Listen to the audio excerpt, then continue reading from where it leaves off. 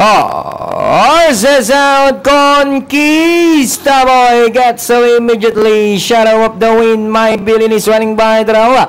Ilocos Magic comes next. Red Pocket, then followed by Sky Tripper. Juliana's Pet, then followed over by number 8, Rider of the Wind, and trailing the group is Heaven.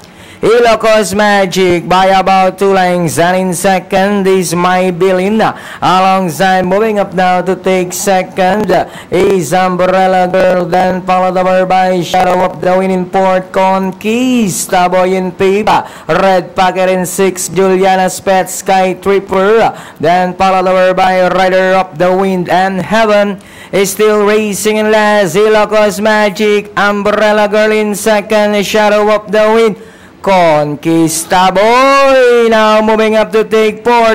Ilocos Magic, Shadow of the Wind, Conquista Boy sorry outside Umbrella Girl. Ilocos Magic just in front. Umbrella Girl moving up now is Conquista Boy.